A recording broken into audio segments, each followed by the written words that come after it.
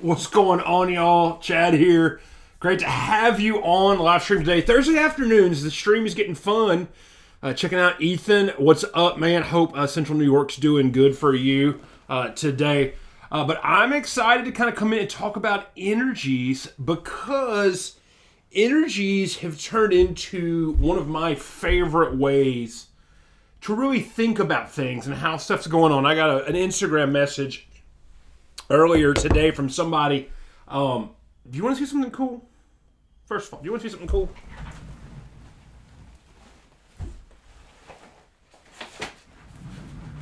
I've got the whole working copy of the workbook right here, hoping for season of podcasts, this, all sorts of other cool stuff to come out in early March. And I shared that on Instagram yesterday, and I got an Instagram message back from somebody who said, man, how do you do all of this? And, there's some stuff, I don't have kids, and that changes things. And that's kind of a part of it. I realize that I don't want to call that a luxury. It's not a luxury. It doesn't sound right. But my time is just different. But one of the ways that I'm able to create content, to come in and to do this, especially in a way that is healthy, is I understand my energies and I understand what energizes me. And in the last 6 months, last year, I've begun placing a significant priority on my energies because I know and realize now that if my energies are not in check, if they're not doing good, many other parts of my life, of my mental health, my well-being, all sorts of stuff like that, that's all going to really be affected and changed. And to me, one of the most primary things, important things to protect right now are my energies. And I talk about energies like crazy in this next season of the podcast. It's a big, huge thing. So I wanted to come on today, go on the live stream to talk about energies and really what good energies are like, how energies can get us in trouble, what bad energies is like, but then also to talk about how to leverage energies and how we can learn about that. And there's also just some resources and some ways that you can learn more about that. So we're about to jump in. If you want to say something, pop it in the comment bar. And just like we kind of always do every week, we can play a little bit of Q&A when we're at the end of things. Or if you have a question about what I'm talking about in the middle of this, pop this in there because I love. That's why I love live streaming. Live streaming is very different. I post these videos on YouTube after the fact, but live streaming is very different because there is a level of interactions that we can do, which is fun, which is cool to do. So how I learned about energies was about a year ago, kind of going through a pretty tough season, and I enlisted multiple levels of help because I knew that this season that was happening had been going on for like 6 months. It was getting really, really gnarly, and I wanted to not be in this season anymore. I wanted to be healthy again, and so I really ramped up just seeing a counselor, seeing a therapist. So that was very beneficial. But I also started seeing and working with a couple of different types of coaches because I knew that some of the frustration that I had was vocational. It was related to work. And one of the people I worked with was I hired a certified Gallup Strengths coach because I really believe in strengths theory and the strengths model and that sort of thing. And I began working with the strengths coach because I think assessments are also really powerful. The whole first episode of the new season is about being personally aware. It's really about understanding what assessments do, understanding who we are, and the more we understand who we are is going to affect what we do and how we do it. So I went through this work with her, and I had already done Strengthfinders. I already had my full 34 strengths. None of this stuff was necessarily new to me. I had it all already, but she began, because she was trained to do this, she began unlocking those things for me in a really interesting way that I had never been able to experience before. And like right now, so I have this up here. This is a custom report that I worked with her. But this is literally just, my top 5 strengths, and it goes through my energizers. And energizers are these things that we need to be at our best. And what I learned so much about energy is that it's not really, I'm tired or I'm not tired, but it is I have the energy and the ability to be at my best.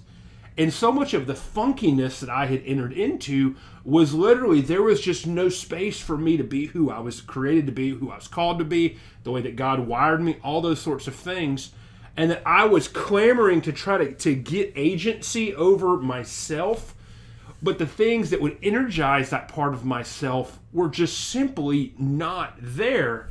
So I go through my energizers. Let me think a couple. Like my number one strength in Strengthfinders model is strategic.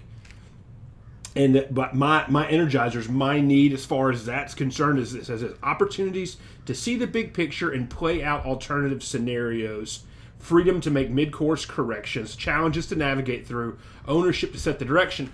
Now that sounds all fun, but realize this, and I'm going to talk about this kind of on the bad side, the gnarly side of leadership. This is in the middle of a pandemic. I don't know about you. That first month, that first 6 weeks, I was actually having a field day because all those things that I just laid out, I was getting to do that. But everything was working in a completely different way. So I looked through the rest of this kind of stuff. Like I am high action. My second strength is activator. My third strength is maximize. Talks about you want things to be excellent. Y'all, when you're having to respond and move and quick and do all these sorts of things, excellence is not really something that's there.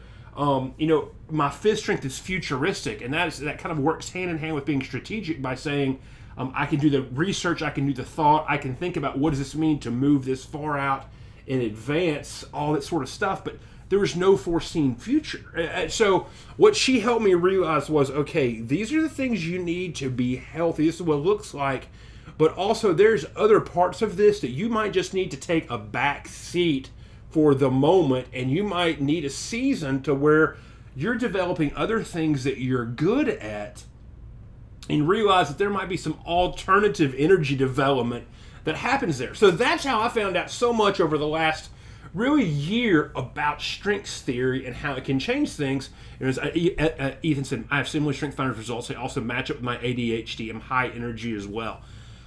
I've never been diagnosed with ADHD or maybe with ADD when I was a kid. I can't remember, but I'll tell you, Ethan, what's really interesting is, because I'm going to talk about another assessment in a moment that I'm going through professionally right now. When we begin to see these things that kind of stack up on who we are, and we begin finding these places of clarity, and the high energy thing is like, there's a particular level of exhaustion I feel like a lot of us have had in the last couple of years that are super high energy because we're great at short bursts, and we've had to be like short bursty for years. Let me turn my audio down on my computer. So that's what I've learned. So the good side of energies, go back to Instagram message that I got earlier today about how did I have the time to work on all of this while also doing a normal job, that sort of thing. For me, one of my energies is creating and is research and that sort of thing. And one of the ways that I have equalized, I've begun to equalize my mental health in the last 6 months is realizing that I need things to be on the absolute leading edge, to be healthy and happy. I need things to be working on, all of that kind of stuff. But, and this is kind of on the gnarly side of it, is the realization that vocationally or like church side of things right now is not the place for that. They don't need that. So, what's so funny is Productive Pastor started 10 years ago as a way for me to find some agency. And what we're seeing now is in the reboot, it's popping back up for agency. I'm just 10 years older now, and I've learned to hate hustle culture, which I used to love, but it almost killed me 4 years ago. And now instead saying, okay, let's come alongside of other pastors and be honest about the emotional and that kind of side of things. So the good side of what your energies are like is when you begin to understand your energies, we begin to understand the things that we can do to set ourselves. I didn't have my wood shop; I'd be so stressed out. Yeah, I used to have that, Ethan, and I don't have that necessarily right now. So but we've got to have these alternative things that we do. I learned to play my other strengths over the last year, and my other strengths are interesting because you see ideation, you see learner, that sort of stuff that really has been able to come out heavy in the last 9 months. If you watch how I've been handling YouTube or other kind of things like that, that's there. But what our energies allow us to do is to realize, okay, these are the things that I need. This is the things they're going to equalize me. I'll be able to approach things in a healthy, a full sense of your mind.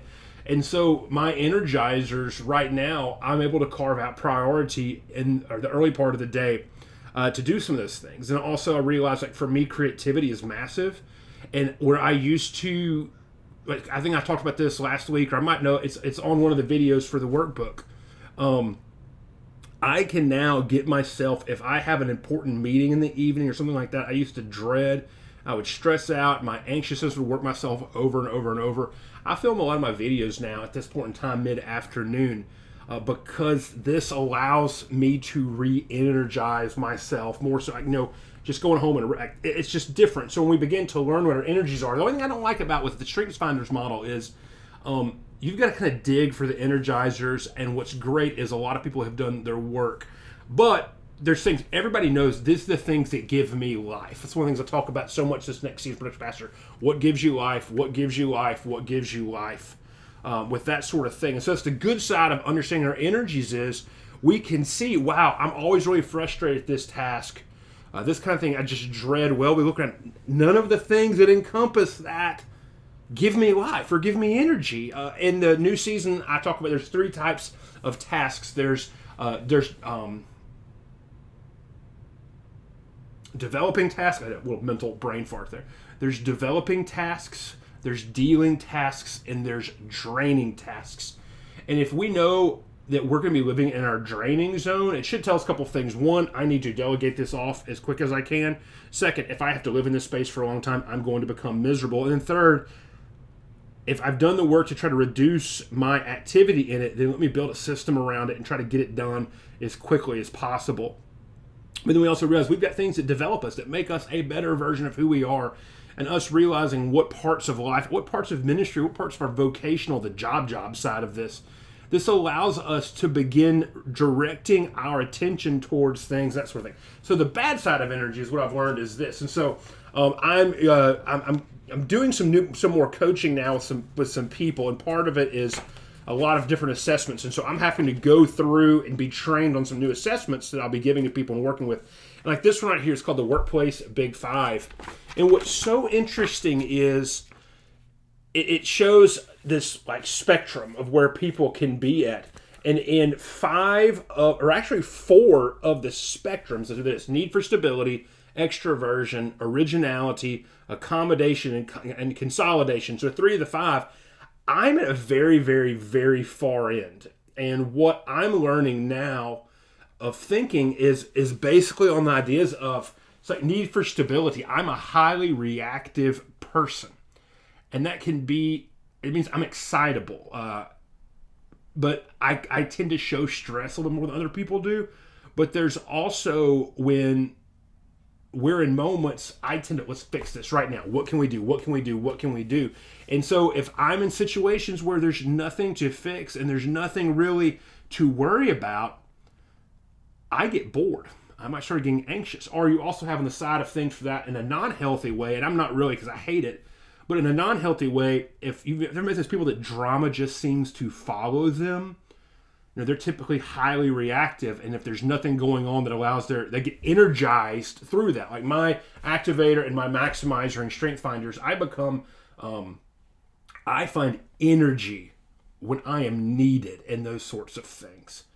And when the situation is not there, I have to be very, very careful I don't create a situation to need as far as that sort of thing. All right, consolidation.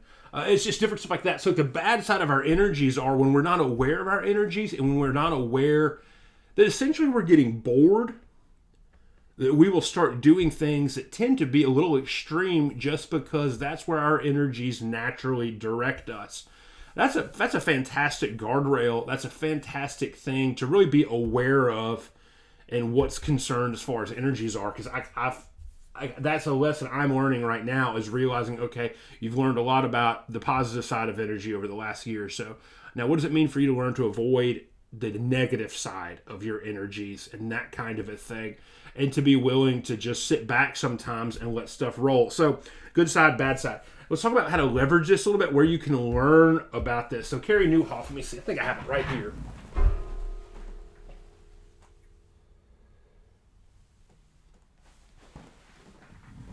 It's not on that shelf. Is it on this shelf? I thought it was on this shelf. Can't find it. Anyway, his newest book that's called At Your Best talks a lot about green zones, yellow zones, and red zones, about being aware of when you work at your best, that sort of a thing. And it's a really good thing to think about. It's also important to realize, okay, am I inside of my green zone, which is my best time of the day to do things? Am I now putting energizing tasks inside of those where I become kind of the best version of myself? And the second thing is, if you don't follow James Clear, he has a weekly email. Now, he wrote the book Atomic Habits, which is kind of taking the productivity or whatever world, this weird world that I tend to live in, comes in. He's kind of like the primary guru. He has an email that comes out on Thursdays. It's called 321. I'm about to just drop that email into the chat bar. It is a fantastic email just to get. But he has a quote that came in today in his Thursday email that I want to just read to you because it's really, it's so good about this. There's usually a block of time each day when you're at your best, peak energy, peak enthusiasm. And let's say it's 2 hours per day. How do you spend those 2 hours? Who or what gets your best time? And I think in ministry, this is really important for us to think about, because I'm further convinced that if we consistently lose control and agency over the best time of the day for us to be ourselves, and that always has to get sacrificed. You know, there's the whole urgent and important. If that always is getting sacrificed as the altar of the urgent, then we are losing who we are. We are losing ourself as far as that's concerned. And I did not plan on doing this, but let me pull this up. I want to talk just a little bit about energies and burnout. And this is kind of something I'm working on relatively recently that I've not put that much on there. But since I transitioned my live streaming rig over to how I'm doing it now, and I can absolutely... I have the ability to, where is this at? Here we go. Where I have the ability to learn. I learned how to screen share. So, I mean, screen sharing's always fun. I learned how to do that. I do want to share and just kind of talk through this because for me, it's become really, really interesting. Is to understand our energizers and burnout and how that can work and how that can relate. So, we're seeing this right here. This is, I'm still working through this as kind of a larger concept. But you see that when we are in a very healthy place, a healthy understanding of ourselves, that we're going to be spending a predominant amount of our time inside of our strengths. We're going to be experiencing energizers, so not just inner strengths, but also doing really, really good work that is growing us. Using more Strengthfinders language here, we're going to be able to live in our balcony. So that is the best version of our best self. And then we're also going to be in a develop mode where we're growing and we're increasing. And you see right here the kind of place we are inside of this. We'll be forming and building a fresh and healthy identity. 20% of our time will be in our natural strengths, not necessarily energized, but we'll be doing things that are easy for us to do. Now we come down into here, and this is at 50% of our time. It might be in our natural strengths, but it's not energizing, but they're things that we can do. We're all there. The other 50% of our time in our life, it will be in our draining tasks. We'll be inside of what are called our unnatural strengths. I'm using a lot of Strengthfinders language here, but we'll be in our unnatural strengths. You see what this does for us now is this keeps us living inside of our current identity. And the sad thing is, I think that that's, for a lot of people in ministry, especially over the last couple of years, we're just dreaming to be in that middle space of living in our current identity. And then we have the bottom side of this is where people start to experience burnout. This is the lesson that I learned last year, is this. So 20% of our time, we're struggling to find our identity. We might be in the basement of our strength. So that means we still get to do like the things that we're good at. Like when I told you that in early COVID, my top 5 of strategic, activator, maximizer, those were getting to live and flourish and do really, really good things. But then that was a marathon. It was not short bursts. Ethan, as you said in here, And so that's going on. So we find ourselves in a situation where we're struggling to find our identity. We might be in the basement of our strengths. And that's the thing that a lot of us don't understand. I'm growing to learn that the worst version of our best self can be more detrimental than the best version of our worst self. Those two tend to kind of operate inside of tandem. Go back here, that we're living the worst part of your best, like I just said. And then 80% of our time is spent is exhaustion and burnout. The regular day-to-day, it's in our non-formed areas. And non-formed means these things that we just absolutely struggle with, like completely struggle with, and we're having to do, we're having to grind it out. And then not only are we having to grind it out like in the worst part of who we are, we're in the basement of those behaviors too. And so I don't think I have this pulled up necessarily for everything in front of me. I don't have my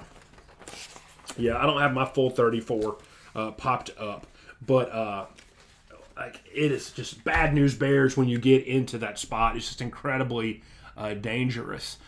Say we have the basement of our bottom 5, so we're in the worst part of our worst selves 80% of the time, and then we're losing our identity. And what's so dangerous about this is we are fighting and scrambling in this 20% because we don't realize that energizers are related to our identity and who we are. And this is a chart I've been working on the last couple of weeks to just understand what exhaustion and what burnout look like. So, leadership and energies. That was some long, kind of crazy side of this, but it's what I wanted to share on this Thursday afternoon. We're a little bit light on this stream, but you know what? There's a lot of stuff going on in the world right now. It's also Transfiguration Sunday for the folks who follow the liturgical calendar. So that's happening. What I want to do is, when I'm finishing things up, and I'm not even sure, I might be the only one on the stream right now, but that's okay. This is what I want to do. I'm just going to finish this up. Oh, Ethan just said, I know many pastors on the edge of burnout. Ethan, yeah, and I think that that's what it is we don't realize how identity is this piece, and there's a thin line of talking about getting your identity in whole places or unwhole places. I realize that conversation, and I don't want to talk about that right now, or I don't know enough to say something about that right now. But I do feel like that if we look inside of just an anthropology of creation, Genesis 2, and see how, and I talk about this in the next season, how work is tied to our identity, that so much of what we felt like is we have to have lived, we were living in the just kind of the worst zone for way, way, way too long, and that's why we're finding and experiencing burnout. And to be honest, I'm like on the other side of burnout right now. Burnout was pretty heavy. It hit it really, really hard, and I'm still making decisions kind of based off of that. So this is what I'm going to do. I'm going to finish these things up, and if you dug this, if you're just now popping on or whatever, go back, read these things. But this is what I want to finish off with today. This is on February 24th. And I'm going to pray for Ukraine as I finish this stream. That's what I feel called to do. So, Holy Father, as we come into the end of a Thursday, Lord, the end of a live stream about productivity. It's kind of a weird, silly place, but I also feel that it is something that is completely necessary for us to come to you in prayer, Lord, and to take advantage of the space that folks who follow you, folks who lead, folks who are called to a vocational life with you, as we're here together on this stream, Lord, to just pray for peace, pray for safety, pray for all the good things that you do, the things that you want to do, the things that you can do, Lord, and to help us just have a hearts that are burdened for things that are beyond us. Lord, as it says in Scripture, that when our spirits don't have words, that your Spirit intercedes on behalf of us, God. And so we're praying with our own words, Lord. We're also praying for your Spirit to intercede on behalf of these things. So God, thank you for loving us. Thank you for your Son, Jesus, Lord. Let us take on his call of being peacemakers. In your name we pray. Amen. Folks, thanks for sticking around. We'll be back next Thursday for another live stream. But I hope that you are having a solid day. Comment down in the thing below. We can talk afterwards. I like to hang out in the comments. But I will see y'all at another place, another time. Later.